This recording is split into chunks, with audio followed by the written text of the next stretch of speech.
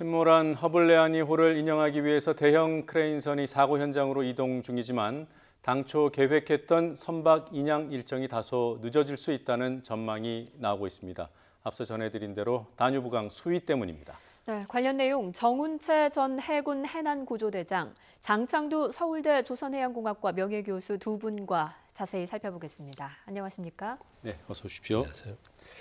자, 원래 계획대로라면 오늘 오후부터 이제 인양 작업이 시작될 수 있을 거라고 기대를 했습니다만 지금 한 5, 6km 정도 상류 쪽에 있는 것 같아요. 문제가 없으면 어느 정도 걸리는 거리입니까? 크레인이 현장에 오는 것은 예. 정상적이라면 1시간 이내 도착할 수 있습니다. 네, 지금 있는 그 정도 거리라면요. 네. 오늘 인양을 하지 않을까 했는데 인양선이 아직 도착을 안 한 상황인데 이렇게 크레인선이 운항을 중단한 건 강 수위가 아직 원하는 대로 내려가지 않았기 때문이죠. 그 한가리 지역은 비가 별로 안 온 것 같은데 네. 이 강이 워낙 길잖아요. 11개국을 통과를 하니까 상류에서 아마 비가 온 것 같습니다. 네. 그래서 제가 어저께 방송에서도 염려했는데 만약 수위가 안 내려가면 만약 대기해야 될지도 모르겠다 했는데 네. 그런 상황에 대해서 안타깝네요. 그러니까 그 수위가 안 내려가면 전혀 다른 방법이 없는 겁니까? 지금 현재로서는 뭐 현실적으로 분명한 방법은 없는데 네. 우리가 아주 답답한 상황이니까 여러 가지 상상을 해볼 수 있어요. 예를 들면 상류에 뭐 댐이 있으면은 네. 댐을 막아서 수위를 조절하는 방법. 또 이거는 뭐 정말 상상 같은 얘기지만은 제 지금 크레인이 바지에 탑재돼 있어요. 예. 바지하고 크레인을 분리해서 통과하는 방법. 이거는 상상해 온 얘기입니다만 네, 네. 답답하니까 이런 생각까지 해보는 거예요. 네. 네. 뭐 그래서 현실적으로는 가능성이 없다. 수위가 낮는 낮아져야 외에는 된다. 대책이 없다. 네. 네, 많은 분들이 같은 마음이지 않을까 싶습니다. 인양 크레인선 클라크 아담의 선장은 어떤 이야기를 하는지 잠깐 들어보고 오겠습니다. Hát mi úgy kalkulálunk, hogy ha Budapest 410 alá csökken a víz, vagy 420 alá csökken a vízszint, akkor több esélyünk van arra, hogy biztonságosan átérünk. És a legutolsó híd az ráadásul, bocsánat, hogy itt nagyon íves. Tehát a közepén jó lenne a magasság, de hát gyorsan lecsökken. És azért egyenesen nem tud elmenni, mint egy vonat vagy egy autó esetleg. 네. 자, 뭐 크레인선이 이 수위가 낮아지면 이제 통과를 할 텐데요. 뭐 딱 맞대는 안 될 거 아닙니까? 이제 배가 출렁거릴 테니까 교각 그러니까 그 상판과 크레인과 어느 정도 차이가 나야 통과할 수 있는 겁니까? 뭐 기본적으로 배 헐수선에서 크레인 상단까지의 공간이 네. 지나가야 되는데 이제 약간 그 출렁거릴 수도 있고 예. 다리 밑에는 또 이 소용돌이도 있고 하니까 그 글쎄요 그 소위 그 공차라 그럴까 그거를 뭐 몇십 센치 정도는 아마 여유가 있어야 되겠죠. 한 1m 정도는 돼야 네. 좀 예, 넉넉하다고 1m 볼 수 정도는 있겠군요. 여유가 있어야 안전하다고 볼 수 있어요. 예. 네, 지금 들어오기 전에 다뉴브강의 수위를 확인해 보니까 지금 4.5m 정도 되더라고요. 선장이 말하고 있는 4.2m에 도달을 하려면 앞으로 30-40cm 정도가 더 내려가야 되는데 이 정도까지 도달하려면 어느 정도 시간이 소요될까요? 그건 저희들 여기서 판단하기 어렵고 네. 제가 현장에 없으니까 구체적으로 설명하기 어렵네요. 네, 그게 이제 뭐 상류에서 물이 어느 정도 내려오느냐에 따라서 네. 그게 변수가 될 텐데 뭐 하여튼 뭐 지금은 기다려 보는 거 말고는 다른 수가 없는 것 같습니다. 자, 일단 그 선체를 끌어올릴 그 클라크 아담이 동유럽에서는 가장 큰 크레인이라고 합니다. 교수님도 보셨죠? 예. 저 정도 규모면은 지금 허블레아니호를 끌어올리는 데는 문제는 없겠습니까? 뭐 200톤 용량이니까요. 예. 뭐 배가 사실 뭐 한 60톤 그러니까 뭐 사실 용적톤이기 때문에 예. 그 해수가 당긴다 보면 한 60톤 될 거고요. 뭐 배 무게도 뭐 많아야 한 50톤, 60톤 그러니까 한 120톤까지 최대한 보더라도 예. 200톤이면 충분히 들 수는 있습니다. 네. 네, 그러면 수위가 낮아져서 크레인이 무사히 일단 도착을 하면 바로 인양 작업에는 들어갈 수 있는 겁니까? 물론 크레인이 도착한다고 바로 인양 작업에 들어가는 것이 아니고 네. 우선 현장에서 인양할 수 있는 준비가 되어 있어야 됩니다. 네. 필요한 결색 라인이라든가 필요한 조치가 다 이루어진 다음에 마찬가지 우리 크레인이 현장에 도착한다 하더라도 크레인 자체에서 그 묘박을 하고 네. 정확한 위치에 제자리를 잡는데도 시간이 소요가 됩니다. 네. 선장 얘기는 한 너도 시간이라고 얘기하던데 정확한 것은 잘 모르겠습니다만 선장 얘기입니다만은 예. 정확한 위치에 자리를 잡는 것이 왜 중요하냐면은 침몰선이 어떤 위치에 있느냐, 어떤 위치로 있느냐에 따라서 저 크레인이 자리를 잡아야 됩니다. 다시 말하면은 침몰선 밖 선수 선미와 평행되게 놓여야 됩니다. 저 크레인이. 예. 그 말은 무슨 말이냐? 평행되게 놓여야만 크레인 후 다시 팔이 내려갔을 때 선수 선미를 동시에 잡을 수 있는 평행된 잡이 위치에 앉아야만 결석해서 들을 때 흔들림이 없다는 게 안정적으로 네. 들을 수 있다는 겁니다. 그래서 그런 위치를 잡는 것도 쉬운 일은 아닙니다. 그래서 그런 작업까지 포함했을 때 아까 선장 얘기는 너도 시간이라 그랬는데 그 잡는 시간도 우리가 현장에 가면 막상 조류가 쉬고 하면 유속이 쉬고 하면은 예. 조금 시간이 걸릴 수도 있다. 근데 선장 얘기는 너도 시간이라고 얘기를 했습니다. 예, 지금 그 크레인선을 그 이끌고 오는 그 바지선의 규모로 봤을 때 그러면 침몰 지점 주변이 좀 넓어야 되는 거 아니겠습니까? 공간이 있어야 되잖아요. 근데 지금 그 머리기트 다리는 그 중앙 부위가 또 머리기트 섬하고도 또 연결되는 구조물이 있고요. 또 강변하고도 그렇게 멀리 떨어져 있지 않단 말이에요. 교각이 가까이 있는 건 물론이고. 그러면 남은 공간은 북단밖에 안 되지 않겠습니까? 그래서 방금 말씀하신 대로 그런 외적인 요소가 네. 영향을 미친다는 것이 뭐냐면은 침몰되어 있는 유조선이 어떤 위치로 어떤 방향으로 있느냐에 따라서 작업이 좀 더 쉽게 진행되느냐 어렵게 되느냐 교각이 방해가 된다면 예를 들면은 예. 저 선박이 크레인이 평행선을 놔야만 안정한데 교각 때문에 평행선을 놓는 위치에 못 있겠다 네. 하면은 인양하는데 다소 어려움이 따를 수 있다 그런 얘기입니다. 그래서 교각하고 위치하고 이런 것들이 전부 다 고려돼야 된다 하는 얘기 여기서 나온 얘기입니다. 그럼 교수님, 그 만약에 그런 평형을 잡기 위해서 필요하다면 침몰에 있는 허블레아니를 이렇게 틀을 수도 있습니까? 그 작업이 쉽지는 않을 거예요. 그렇게 턴다는 거는. 근데 일단 지금 조류가 심해서 네. 작업하기 힘들다 그래놓고 지금 결속이 끝나는지 모르겠습니다. 아직 안 끝났습니다. 그렇죠. 그러니까 사실은 저는 결속하는 작업이 훨씬 시간이 많이 걸릴 거라고 생각하거든요. 네. 거기에 선체 미터 와이어 로프를 이걸 와이어나 체인을 통과시켜서 묶어야 되고요. 네. 그다음에 이게 두 군데만 들게 되면 지금 선체가 중앙부가 손상이 되기 때문에 거기다 물까지 담기죠. 그렇게 되면 이게 부러질 수 있습니다. 네. 그래서 그러면 여러 가닥을 이제 연결해야 되는데 그 작업이 만만치 않은 작업이거든요. 땅 밑으로 통과돼서 해야 되니까. 예. 그래서 유속이 저렇게 빠르다면서 그 작업이 과연 제대로 이루어졌는지 저는 거기에 많은 시간이 소요되지 않을까 생각이 듭니다. 일단 크레인선이 도착했다 하더라도. 네. 두 분 말씀해 주신 것처럼 이 결속 작업뿐만 아니라 모든 작업이 예. 정교하고 아주 섬세하게 이루어져야 하는 작업이고 뿐만 아니라 또 여러 가지 변수들도 있습니다. 이런 것들을 감안해야 하는 만만치 않은 작업인데 인양선 선장의 이야기 한번 들어보고 오시겠습니다. Hát igazából minden egyes mozdulat, tehát az emelőköteleknek a rezdülésére figyelni kell, hogy állnak, milyen szögben tartanak, ezekre kell legjobban figyelni. Abból lehet következtetni, hogy mi történhet a víz alatt. Mert olyankor búvár nincs lent, amikor emelünk, mert veszélyes nagyon. 네. 지금 선장이 그런 얘기했어요. 인양 작업할 때는 잠수부가 없다. 이와 관련해서 지금 궁금한 것이요. 그 인양의 주체는 저 민간 업체 아니겠습니까? 그러면 그 전에 이 고박이라고 하나 이렇게 이제 결속하는 그 작업을 저 업체에서 와서 해야 되는 건지 아니면 지금 해 놔야 되는 건지요? 지금 그 말씀은 제가 좀 설명해 드렸습니다. 예. 수중에서 이루어지는 결색 작업은 네. 전적으로 잠수사에 의해서 이루어집니다. 저 선장이 말씀하시는 결색이라는 의미는 모든 결색 작업이 이루어져서 네.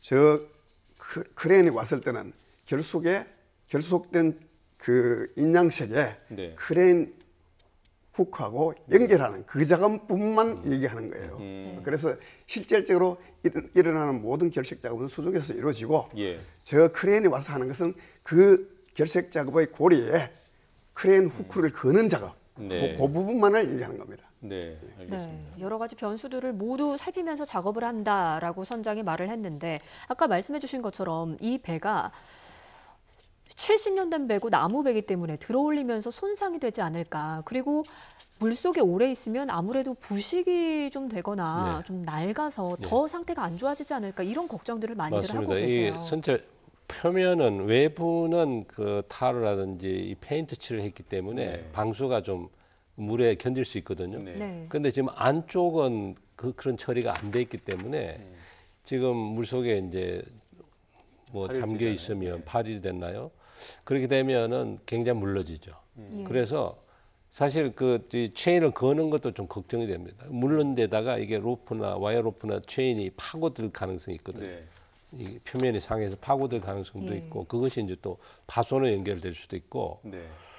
그다음에 이제 아까 배 옆구리가 좀 상했더라고요. 처음에 그 소나로 초음파로 봤을 때는 수초음파로 봤을 때는 깨끗하다 그랬는데 역시 처음에 제가 그 방송에서 추정했던 이야기가 맞는 것 같습니다. 이게 두 번 쾅쾅 부딪히면서 쿵 소리가 두 번 나서 선미 받치고 옆으로 받쳐서 그다음에 이게 뒤집어져서 그다음에 자연히 손상된 부위를 통해서 분명히 침수가 먼저 일어났을 거다. 네. 그래서 이게 내려가서 바닥에 닿았을 거다. 네. 그러니까 이 손상된 부위가 바닥에 닿았기 때문에 안 실종자 보이는 유실에는 도움이 되는데 그랬는데 지금 어저께 보니까 이게 많이 손상된 부위가 노출이 되고 있어요. 예, 그러면서 유속에 흔들린 안에 거죠. 이제 그 시신들이 좀 유출이 되지 않느냐. 처음에 전혀 그 수습을 못했지 않습니까? 그렇죠. 네. 그래서 이게 아마 빠른 이 유속 때문에 좀 움직인 것 같습니다. 자세가 좀 변한 것 같아요. 그러면서 손상된 부위가 노출이 되면서 안에서 실종자도 좀 그 유실이 되고 그런 것 같거든요. 그런데 이 상황에서 들 때에 정말 하중의 배분을 잘 시켜야지 네. 그냥 드는 것 자체는 뭐 크레인 선장이 들면 들 수 있는데 그렇지 않으면 이 파손이 되게 되면 좀 복잡해지는 것이 지금 사고의 그 책임 소재를 따져야 되고 원인 규명을 해야 되는데 예. 추가적인 그 2차적인 손상이 생겨버리면 이게 또 굉장히 방해가 될 수 있거든요. 원인 규명하는데. 그리고 유실도 더 심해질 그렇죠. 거고요. 그 인양 과정에서 이제 또 걱정되는 게 유실이죠. 예, 조금 전에 해주신 말씀 중에 아직 조금 이해가 안 되는 부분이 있어 한 번만 더 여쭤보겠습니다. 그 크레인선하고 사고 선박하고 평행을 이룬 상태에서 인양하는 것이 원칙이라고 말씀하셨는데 도저히 그럴 수 없는 상황이면은 약간 틀어진 상태라도 올리긴 올릴 수 있습니까? 올리는 데는 지장이 없죠. 다만 올라오는 선박이 유동이 심할 수가 있다. 그래서 안정적인 인양이 안 된다. 네, 하는 불가능한 건 것이- 아니지만. 네. 네. 그리고 이제 묶는 체인에 대해서 이제 여러 전문가들께서 금속성 물질로 하면 이제 아까 말씀하신 파고드는 문제. 예. 예. 그래서 밴드를 써야 예, 된다는 밴드나 의견이 뭐 있더라고요. 스트랩이나 네. 뭐 쉽게 이야기하면 이제 그 타이어 네. 고무 같은 고무 재질. 그런 거를 붙이면 좀 그 표면 손상은 좀 방지할 수가 있습니다. 네, 또 말씀해주신 것처럼 또 가장 걱정되는 게 이 인양 과정에서 유실이 되지 않을까 이런 문제가 또 많이 걱정이 되거든요. 근데 들어올리기 전에 배에 창문이 위아래로 나 있다면서요. 그런데 위에 작은 창문을 깨서 안에 있는 물을 좀 빼내는 작업을 한다고 하는데 이 과정에서 유실될 우려가 없을까요? 예, 말씀을 드리겠습니다. 그 부분은 어떻게 다르냐 하면요. 방금 우리 장 교수님 말씀하셨다시피 이 선체 자체가 일부 파손이 되었고 낡은 배고 오래된 배이기 때문에 지금 장 교수님께서 말씀하신 건 우리가 늘 하는 방법대로 인양을 말씀하셨습니다. 네. 우리 현장에 가 있는 사람은 전부 다 베테랑들입니다. 이런 작업을 많이 해본 사람들이에요. 네. 그럼 어떻게 해야되는지 이미 가기 전에 다 그림을 그리고 갔을 겁니다. 예. 그래서 우리식으로 하면은 방금 장 교수님 말씀대로 인양을 하되 정확하게 진단을 해서 필요한 부분 보강도 하고 밴드도 더 되고 그리고 아까 말씀하신 와이어나 체인이 안 된다 하는 이유도 선체를 통째로 감았을 때 얘기입니다. 선체를 통째로 감을 때 감는 인양책이 뭐냐 대단히 중요한 문제입니다. 체인이나 와이어를 가면은 방금 교수처럼 파손될 수 있고 뚫고 들어올 수가 있어요. 예. 이걸 방지하기 위해서 최근에 우리 구조 전문 부대는 이런 것을 방지하기 위해서 체인이나 와이어가 아닌 아주 고탄력 장력이 센 로프가 있습니다. 네. 부드러운 로프예요. 그거는 뭡니까? 이런 배에 가서도 직접적인 영향을 안 미치는 거죠. 그런 인양식을 써야 된다는 겁니다. 네. 그러니까 우리는 그런 것을 다 현장에서는 고려하고 있을 거예요. 고려하고 있는데 저쪽 측 얘기는 우리하고 조금 다릅니다. 네. 뭐냐면은 간편하고 빨리 올려야 된다. 그리고 잠수 수요를 최소한도 하겠다 하는 것이 저쪽 측 얘기입니다. 저쪽 측 얘기는 뭐냐? 그래서 제가 염려하는 부분 중에 하나가 이겁니다. 과연 우리가 생각하는 그런 방식으로 인양을 할지, 네. 저들이 말하는 간편하고 쉽게 인양을 하려면은 아까 우리 장 교수님 말씀하신 대로 선체 전체를 보강해서 감는 그런 방법을 택할지는 아직 미지수입니다. 예. 저쪽에서 어떻게 한다는 얘기는 없었어요. 근데 제가 지금 추측컨대는 저들이 잠수를 적게 하자, 빨리 인양하자라는 것을 전제로 해서 볼 때는 우리가 방법하는 그런 인양, 안전하고 섬시한 인양이 아닌 방금 말씀하신 유실자 방지를 위한 그런 모든 대책을 강구해놓고 인양을 하겠느냐 하는 데 대해서는 의문이 많습니다. 네. 그럼 그분들이 한다는 인양 방식은 어떠냐? 설령 선체가 조금 파손돼도 문제없다. 그리고 유실자는 실종자는 유실되지 않을 것이라는 전제로 해서 한다. 그렇다면 쉬운 방법은 뭐냐? 선체 전체를 진짜 인양시로 감는 방금 장 교수님 말씀대로 대단히 어렵고 작업이 시간이 많이 걸립니다. 예. 그럼 쉬운 방법은 뭐냐? 선체에 들어가서 가장 센 곳 몇 군데만 줄을 연결해서 들면은 잠수 소요는 훨씬 줄어들 수도 있고 대신 이것이 문제가 되는 것은 뭐냐? 우리가 가장 강조하는 실종자 유실 가능성, 그다음에 선체 파손 가능성. 네. 방금 말해서는 그런 문제를 우리가 유실자를 방지하기 위해서는 네. 우리가 최소한도 해야 될 것이 있습니다. 뭐냐면은 저 배는 세월호처럼 큰 배가 아닙니다. 작은 배입니다. 그래서 쉽게 말하면 유실될 수 있는 경우가 아주 적어요. 예. 출입구 2군데 딱 표시하면 됩니다. 그리고 방금 말씀하신 유리창 그 몇 군데 밤은 몇 군데 되면 돼요. 크게 어렵지 않다는 겁니다. 근데 이것은 우리가 최소한도 하자는 거예요. 근데 저쪽에서 만약 그것마저 못하게 한다.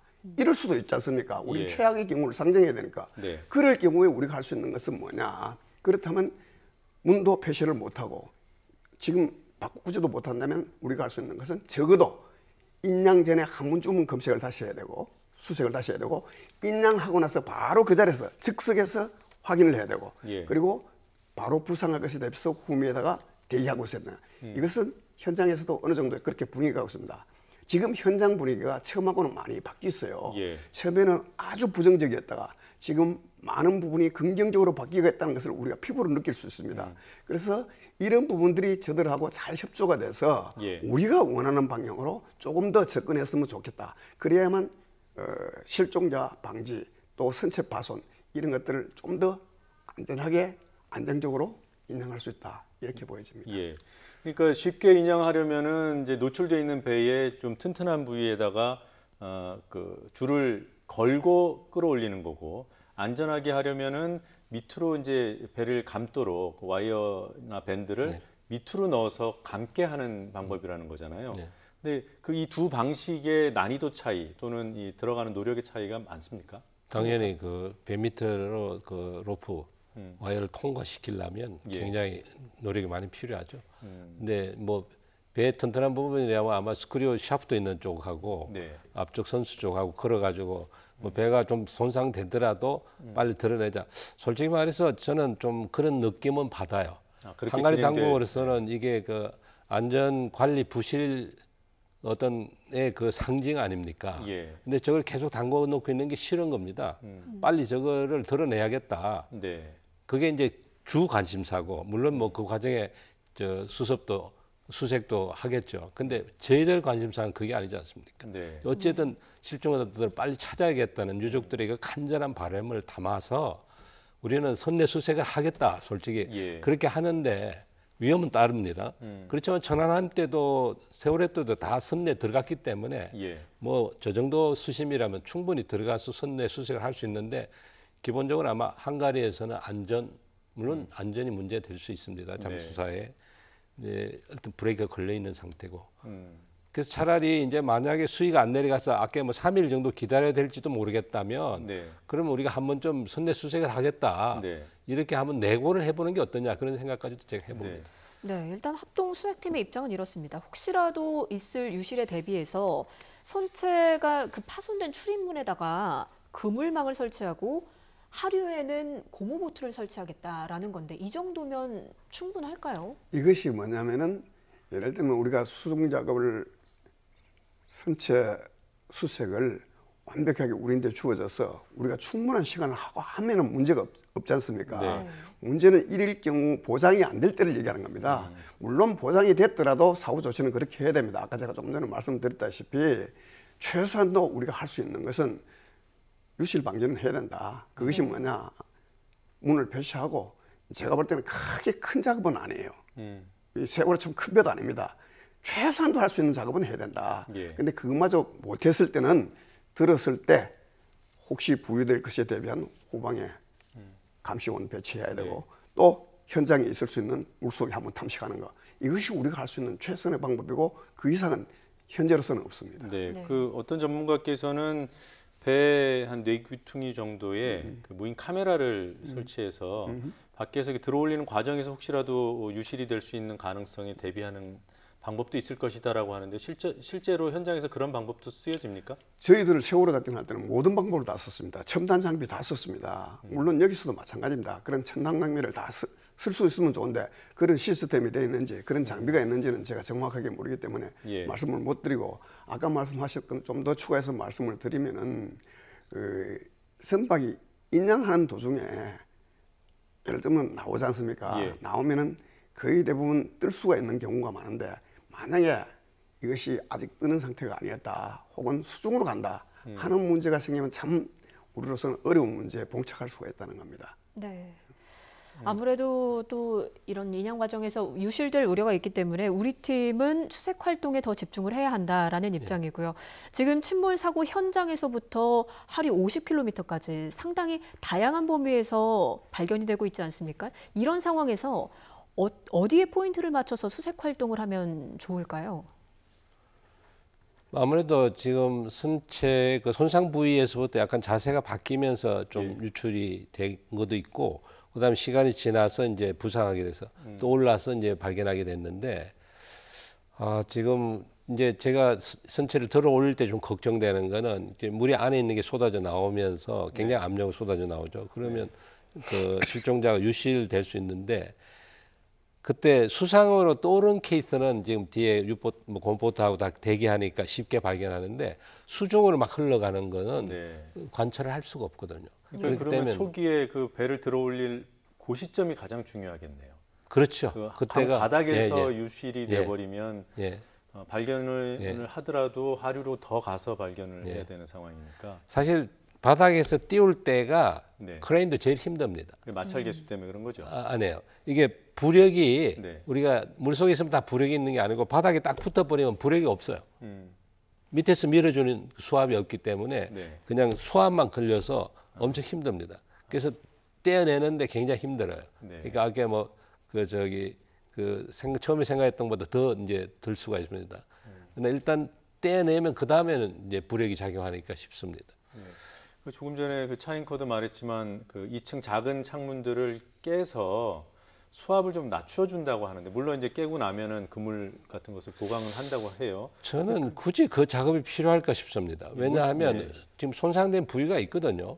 어차피 출입문도 쪽도 지금 물이 빠져나올 거고 손상 부위로 물이 빠져나오는데 글쎄 배수를 좀 빨리 하려고 그런지 몰라도 굳이 그렇게 뭐 창을 깰 이유가 있겠느냐. 잘못하면 뭐 적은 창은 뭐 유실 가능성이 없으니까 괜찮다고 그러긴 하는데 근데 하여튼 파손된 부분이 있거나 아니면 추가로 더 어떤 공간을 만들어서 들어올릴 때 물이 빠져나오게, 일부러 빠져나오게 하는 것이 인양에 어떤 도움이 되는 겁니까? 제가 그건 좀 추가해서 말씀드리겠습니다. 아까 우리 장 교수님께서 말씀하셨죠. 배를 들 때 가장 하중이 많이 미칠 때가 언제냐? 바닥에서 뜰 때입니다. 그래서 우리는 구조 전문가들은 그것을 흡착력이라고 합니다. 그걸 뛸 때가 가장 힘들고 떨어지고 나서 물 위에 올라오는 데는 전혀 문제가 없습니다. 그때가 가장 하중 힘들고 그다음 어떨 때가 힘드냐? 수면 위로 완전히 띄울 때입니다. 예를 들면 다른 일반 함정을 우리가 구조하고 인양할 때는 수면 위에 물 위에 띄어서는 그다음부터 잠수사가 자칫 그 배에 침몰 선박에 들어가서 방수할 거는 방수하고 배수할 거는 배수하고 펌프를 퍼내고 다 합니다. 그럼 그 상태에서 크레인이 엎드려서 저절로 떠 있어야 됩니다. 근데 이 배는 뭡니까? 이미 파손이 돼서 떠 있을 가능성은 없는 거예요. 그런데 이제 바닥에서 수면까지 올 때는 거의 그 부력으로 오는데 가장 또 부력을 많이 미칠 때 이제 이 배는 완전히 물 위로 들어올려야 됩니다. 그냥 수면상에 있는 거 완전히 들어야 돼요. 들어서 바지에 놓든가 육상에 놔야 돼요. 그때 가장 장력이 많이 미칩니다. 네. 그때 장력을 적게 하기 위해서 유리창을 깨는 거예요. 그래서 그건 수압 때문이 아니고 사실 배수 때문에 그렇게 한다. 그렇게 이해하시면 예, 방금 그러니까 말씀하신 이해가 좀 됩니다. 예, 예. 네. 네, 바닥에서 들어올리는 그 순간 그리고 물속에서 물 위로 들어올리는 그렇죠. 그 수면에서 뜨는 순간이 가장 예. 신경 써야 할 부분이다라고 말씀해 그렇습니다. 주셨는데 그럼 그 부분 그리고 인양 작업뿐만 아니라 그 주위에 실종자 수색도 동시에 진행이 되지 않습니까? 그래서 그때 예. 가장 어떤 부분을 신경 써야 할까요? 그 부분이 뭐냐면 그래서 제가 아까도 말씀드렸지만은 크레인 작업할 때 가장 중요한 것은 바닥에서 뜰 때, 네. 그리고 마지막 수면 위로 뛰어서 움직일 때, 이때가 크레인 작업하는 사람, 크레인 선장이 가장 긴장할 때입니다. 예. 그리고 우리 수색팀이 가장 긴장할 때가 언제냐? 딱 떴을 때, 뜨는 그 순간부터 예를 들면은 저는 이렇게 상상을 합니다. 만약에 그 당시에 실종자가 부상한 위치라면, 상태라면, 다시 말하면 실종자가 이미 부력을 받아서 배의 선실내 천장에 걸려 있다든가 유리창에 걸려 있다면은 뜨는 순간에도 물 위로 뜰 것이다. 네. 그것은 그렇게 큰 문제가 아니다. 왜? 우리가 항상 대기하고 있으니까. 문제는 아까 방금 말씀하셨듯이 수중으로 가는 경우가 있을 수 있다. 예. 이 경우는 아까도 제가 말씀드린 상당히 어렵다. 그래서 만약에 대한민국에서 한다면은 이때는 수상과 수중을 동시에 합니다. 동시에 하는데 저쪽 측 이기는 아마 이런 상황에서 수중에서 대기하는 것까지는 허락할지만 탐색까지는 허락하지 않을 것이라고 봅니다. 그래서 우리는 우리 나름대로 그런 대비책을 강구하고 있어야 됩니다. 이건 뭐 그냥 상식적인 의문인데요. 뭐 배가 그렇게 크지 않다고 하니까 그물로 아예 배를 감싼 다음에 들어올리는 방법은 없습니까? 그 지난번에 어느 민간인이 제안했던데 그게 사실 좋은 방법이었습니다. 처음에 투망을 해가지고 네. 아예 덮어 씌워버렸으면 그게 가장 효율적인 방법이고 쉬운 방법인데 네. 뭐 한가리에서는 그게 통했는지 안 통했는지 모르겠습니다. 그건 참 좋은 아이디어라고 그리고 생각합니다. 저는 왜 그 방법을 못 쓸까?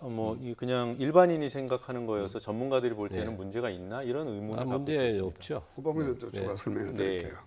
저쪽에서 얘기할 때는 그물을 세운다는 것은 수중 작업을 얘기하는 거예요. 네. 수중 작업에서 그물을 세운다는 것은 만만치는 않습니다. 예. 근데 지금은 상황이 달라졌어요. 크레인이 와 있습니다. 네. 크레인이 왔으면 그중 수중 작업을 안 들어가더라도 크레인에서 큰 그물을 몇 개 가닥만 잡아준다면은 잠수선이나 고무보트가 들어가서 필요한 부분에 위치에 배치해서 놔주면 되지 않겠느냐. 그래서 내려버리면 되는 거죠. 그렇죠. 네. 그런 상황이니까 요건 이제 개념이 다른 것은 뭐냐.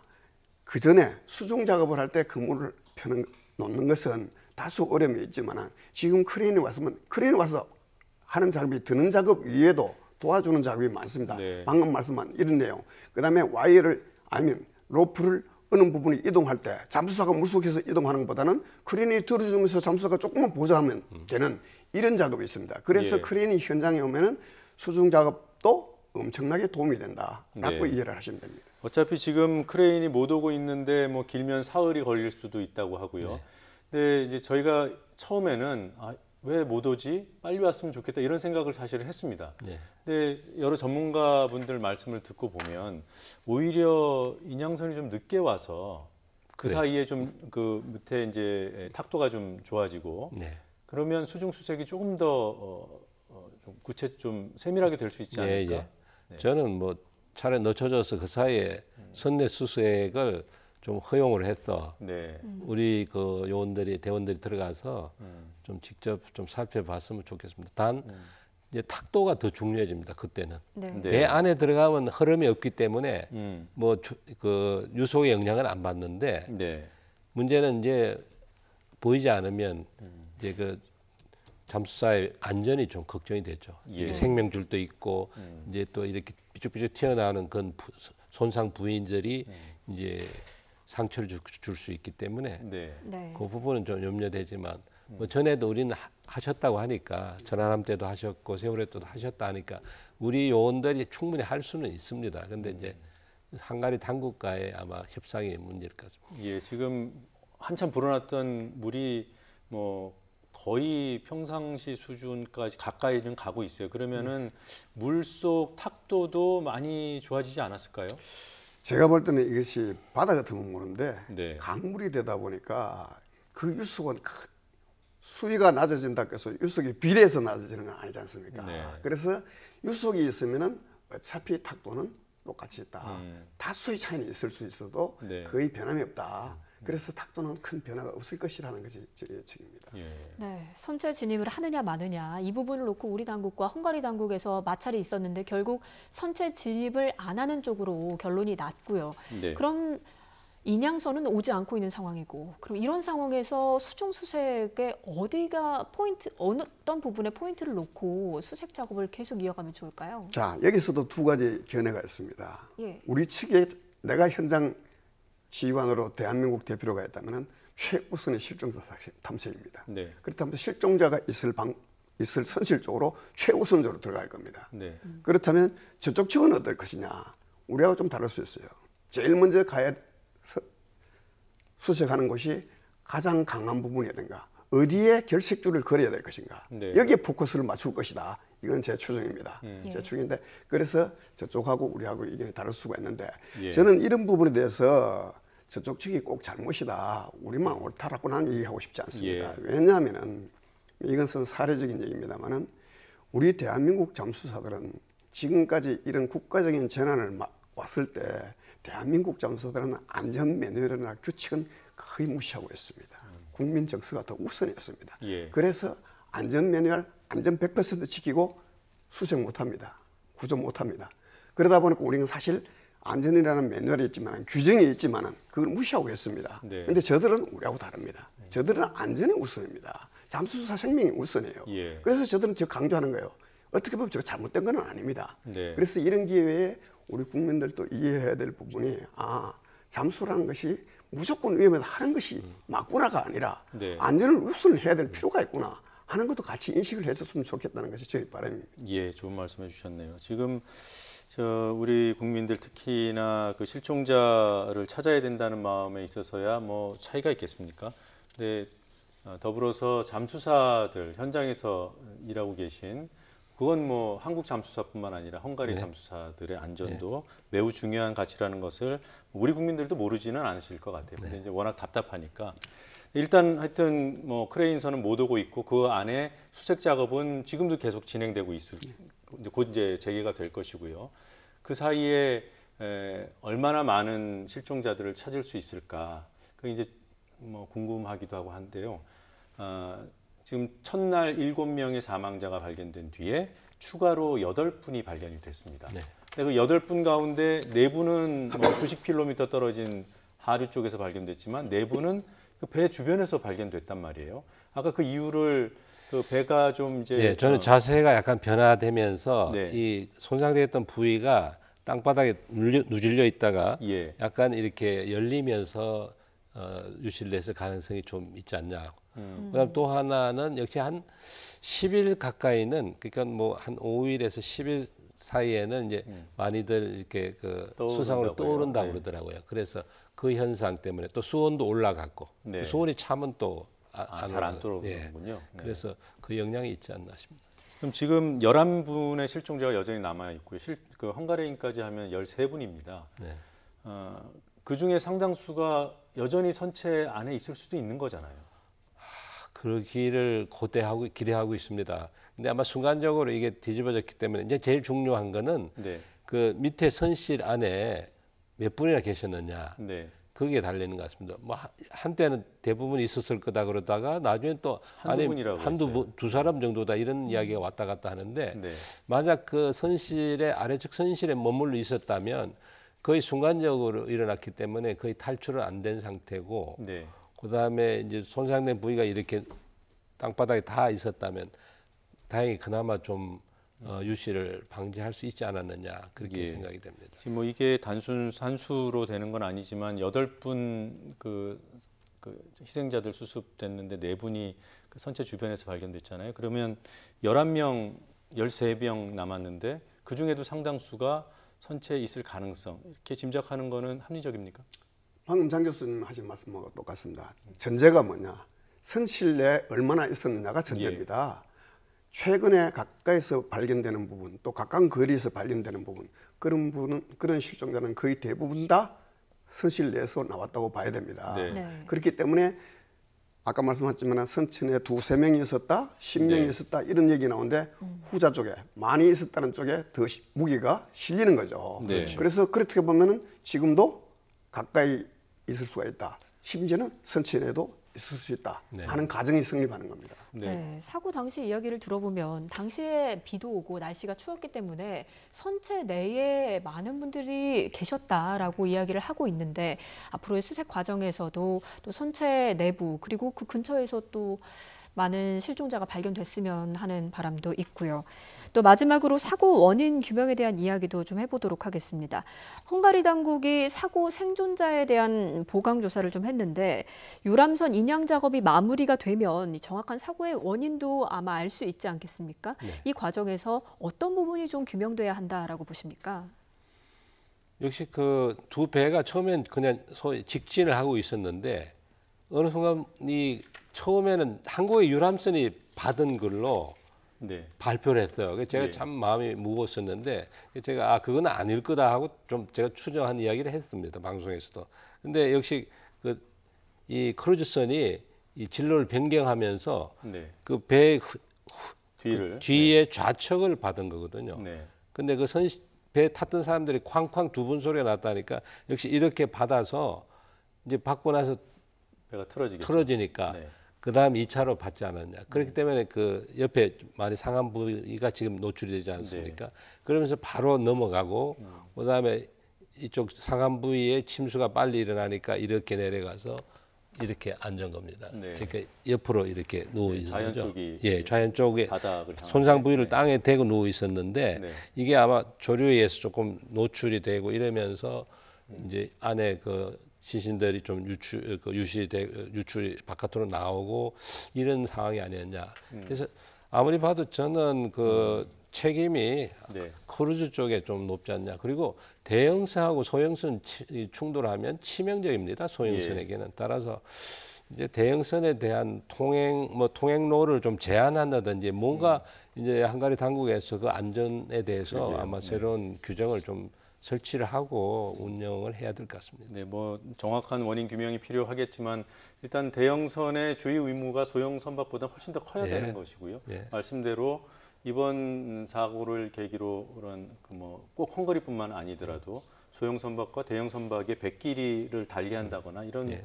그런 대책은 필요하겠네요. 네, 두 분 말씀 여기까지 듣겠습니다. 고맙습니다.